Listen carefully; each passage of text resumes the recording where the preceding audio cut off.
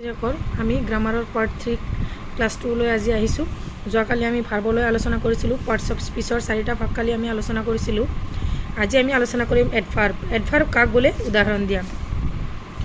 যি পদে ভাৰ্ব বা এডজেক্টিভৰ গুণ অৱস্থা আদি বুজায় তাক কি কয়? এডভাৰ্ব কয়। কি কৈছে চোৱা, যি পদে ভাৰ্ব বা এডজেক্টিভৰ গুণ অৱস্থা আদি বুজায় তাকে এডভাৰ্ব বোলে। যেনে দ্য হৰ্চ ৰান ফাষ্ট, ঘোঁৰাই কি বেগাই দৌৰে। ইয়াতে হৈছে ফাষ্ট, এইটো হৈছে এডভাৰ্ব। বুজি পাইছানে? তাৰপিছত চাবা, চি চং লাউডলি, তাই চিঞৰি গান গায় লাউডলি, এইটো হৈছে এডভাৰ্ব। চোৱা ইয়াতে চাবা কেইটামান এক্সাম্পল দি দিছোঁ। সাধাৰণতে এডজেক্টিভৰ পাছত ly যোগ কৰি এডভাৰ্ব ক্ৰিয়া বিশেষণ কৰা হয়। এডজেক্টিভৰ পাছত ly যোগ কৰি চাবা, ইয়াতে চাবা, slowly, quickly, nicely, sweetly, kindly, brightly, loudly, clearly. আৰু এবাৰ মাতি দিছোঁ চাবা, তোমালোকে ভিডিঅ'বোৰ শ্ল' মোশ্যনত কৰি ল'বা, নহ'লে পোষ্ট কৰি লিখি ল'বা বহীত, নোট ডাউন কৰি ল'বা একফালৰ পৰা, তেতিয়াহ'লে তোমালোকৰ বুজি পোৱাত একেবাৰে সহজ হৈ পৰিব। ইয়াতে চোৱা, slowly, quickly, nicely, sweetly, kindly, brightly, loudly, clearly. মই তোমালোকক বেছি সময় দীঘলীয়া হ'বৰ বাবে মই আগতে লিখি লৈছোঁ, নহ'লে মই চেষ্টা কৰিম পিছলৈ তোমালোকক লিখি ভিডিঅ'টো ডাইৰেক্ট দেখুৱাবৰ কাৰণে, কিন্তু নহ'লে সেনেকৈ হ'লে বহুত দেৰি হৈ যাবৰ কাৰণে তোমালোকক মই আগতীয়াকৈ লিখি লৈ তাৰপিছত আলোচনা কৰি আছোঁ।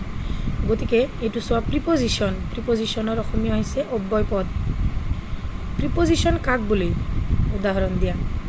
আমি পাৰ্টছ অফ স্পীচৰ আগত 5টা ভাগৰ বিষয়ে আলোচনা কৰিলোঁ। এতিয়া আমি আলোচনা কৰিম প্ৰিপজিশ্যন অথবা অব্যয় পদ কাক বোলে? উদাহৰণ দিয়া। চাবা, বৰ ডিষ্টাৰ্ব পাই আছোঁ। চাবা, যি পদে নাউন বা প্ৰনাউনৰ আগত বহি চেণ্টেন্সৰ আন শব্দৰ সৈতে সম্বন্ধ দেখুৱায়। তাৰমানে কি কৈছে, যি পদে নাউন বা প্ৰনাউনৰ আগত বহি চেণ্টেন্সৰ আন শব্দৰ সৈতে সম্বন্ধ দেখুৱায়। তোমালোকে হয়তো অলপ বুজি পোৱাত টান হ'ব পাৰে।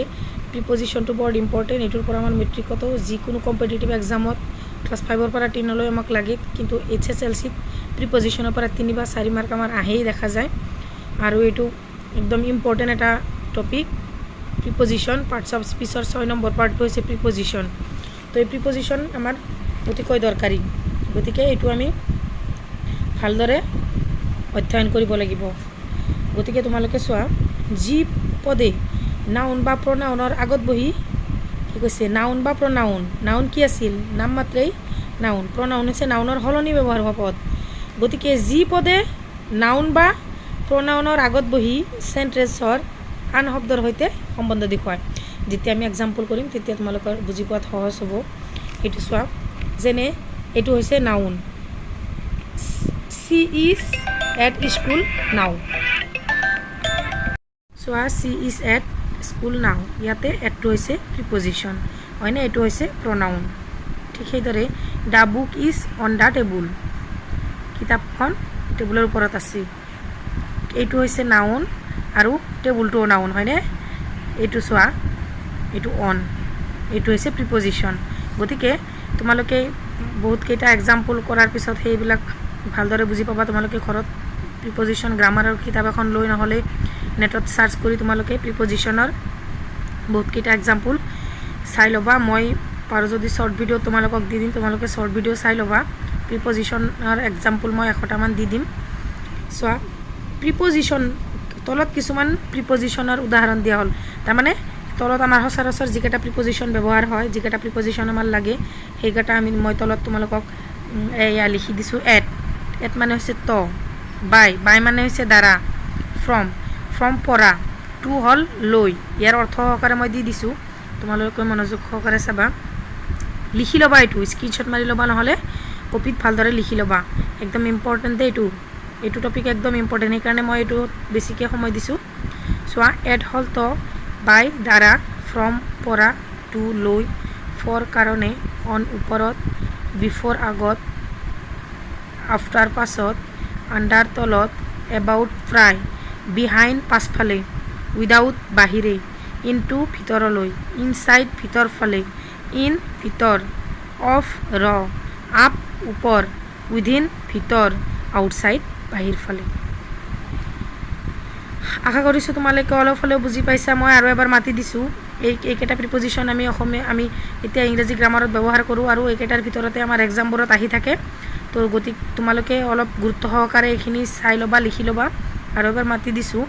এট, ত, বাই, দ্বাৰা, ফ্ৰম, পৰা, টু, লৈ, ফৰ কাৰণে, অন ওপৰত, বিফৰ আগত, আফটাৰ পাছত, আণ্ডাৰ তলত, এবাউট প্ৰায়, বিহাইণ্ড পিছফালে, উইদাউট বাহিৰে, ইনটু ভিতৰলৈ, ইনচাইড ভিতৰফালে, ইন ভিতৰত, অফ ৰ, আপ ওপৰ, উইদিন ভিতৰ আৰু আউটচাইড হৈছে বাহিৰফালে।